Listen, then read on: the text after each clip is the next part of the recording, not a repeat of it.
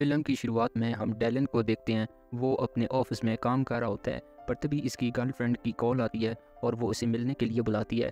दूसरी तरफ हम जेमी को देखते हैं, जो अपने बॉयफ्रेंड का इंतज़ार कर रही होती है। डैलन जो लॉस एंजलिस में रहता है, वहीं जेमी न्यूयॉर्क में रहती है। इसके बाद जब वो अपने अपने पार्टनर से मिलते हैं, तो डैलन की गर्लफ्रेंड डैलन से और जेमी का बॉयफ्रेंड जेमी से ब्रेकअप कर लेते हैं। और अब इनका ब्रेकअप होने की वजह से वो अलग अलग फैसला करते हैं कि वो अब कभी भी रिलेशनशिप के चक्कर में नहीं पड़ेंगे और वो अब से सिंगल रहेंगे और खूब मौज मस्ती करेंगे। जिमी एक कंपनी के लिए लोगों को रेगुलेट करने का काम करती थी, इसलिए वो डैलन को GQ मैगजीन कंपनी के लिए इंटरव्यू देने के लिए न्यूयॉर्क बुलाती है। जिसके बाद डैलन न्यूयॉर्क पहुंच जाता है और जेमी इससे इंटरव्यू देने के लिए GQ कंपनी में ले जाती है। इंटरव्यू देने के बाद डैलन की जॉब लग जाती है। इसके बाद जेमी इससे न्यूयॉर्क की सबसे अच्छी जगह ले जाती है, जिसको देखकर डैलन बहुत खुश हो जाता है, क्योंकि ये शहर इससे काफ़ी अलग था जो उसने टीवी पर देखा था। अगले दिन डैलन और जेमी लंच करने के लिए बाहर जाते हैं। वहाँ पर वो दोनों एक दूसरे को अपने अपने ब्रेकअप की स्टोरी सुनाते हैं। इसके बाद जेमी डैलन को अगले दिन अपने घर में होने वाली पार्टी के लिए इनवाइट करती है और फिर अगले दिन डैलन जेमी के घर चला जाता है और फिर वो दोनों पार्टी में एंजॉय करते हैं। और अब धीरे धीरे वो दोनों एक दूसरे के करीब आते जाते हैं और इनकी दोस्ती भी गहरी होती जाती है। और फिर वो एक रात कसम खाते हैं कि वो सिर्फ दोस्त ही रहेंगे और कभी भी एक दूसरे से प्यार नहीं करेंगे और इनके बीच दोस्ती के अलावा सिर्फ टपाटप वाला रिश्ता ही रहेगा। तो वो अब एक दूसरे से दिन रात टपाटप करते रहते हैं। इसके बाद वो घूमने के लिए एक पार्क में जाते हैं, जहाँ जेमी को एक लड़का पसंद आ जाता है। फिर वो इससे बात करने के लिए इसके पास जाती है और इससे बात करने के बाद इससे इसका नंबर ले आती है और जल्दी इन दोनों के बीच डेटिंग भी होना शुरू हो जाती है। और वो लड़का जेमी को बताता है कि वो एक डॉक्टर है और वो छोटे बच्चों का इलाज करता है। और फिर इसी तरह वो एक दूसरे को डेट करने के बाद एक दूसरे के साथ टपाटप करते रहते हैं। अगले दिन वो डॉक्टर जेमी को बिना बताए जब वहाँ से जा रहा होता है, तो जेमी उसे देख लेती है और इसके पूछने पर वो डॉक्टर से बताता है कि वो इसके ख्वाबों का राजकुमार नहीं बन सकता। और ये सुनकर जेमी को बहुत गुस्सा आ जाता है और वो उसे गालियाँ देकर वहाँ से भगा देती है।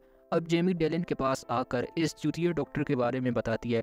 इसके बाद डैलन जेमी को बताता है कि वो इस वीकेंड को अपने घर लॉस एंजलिस जा रहा है और अगर जेमी चाहे तो इसके साथ चल सकती है।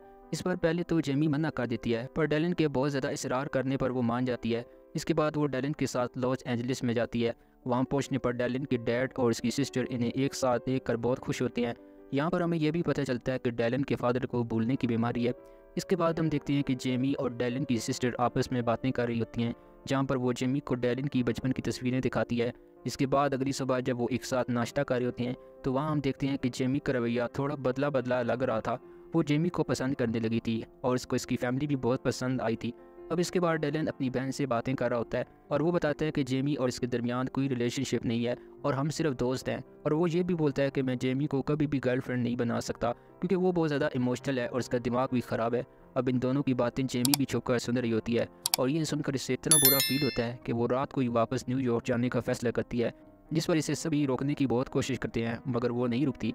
फिर इसके कुछ दिनों बाद डैलन भी न्यूयॉर्क आ जाता है। वहाँ वो जेमी से कांटेक्ट करने की बहुत कोशिश करता है, मगर जेमी इसका कोई रिस्पॉन्स नहीं देती। इसके बाद डैलन को याद आता है कि जेमी शायद अपनी फेवरेट जगह पर जाती होगी।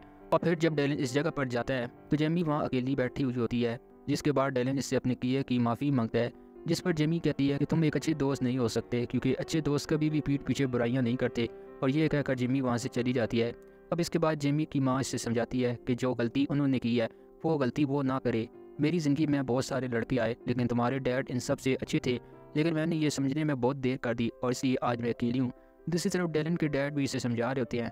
वो कहते हैं कि जब मैं नेवी में था तो मेरी ज़िंदगी में एक लड़की आई जो मुझसे बहुत प्यार करती थी, और वो बात जब मुझे समझ में आई तो तब तक वो जा चुकी थी। अब ये सुनकर डैलन को भी जेमी की याद आने लगती है और फिर डैलन अपने डैड को घर छोड़कर न्यूयॉर्क की इस जगह पर जाता है जहाँ पर वो जेमी से पहली बार मिला था। और तभी वहाँ जेमी भी आ जाती है और डैलन इससे माफ़ी मांगता है और इससे अपने प्यार का इजहार करता है। और उसके बाद वो घुटनों पर बैठकर जेमी को प्रपोज करता है और फिर वो दोनों एक दूसरे को किस करते हैं। और इसी के साथ ये लव स्टोरी यहीं पर ख़त्म हो जाती है।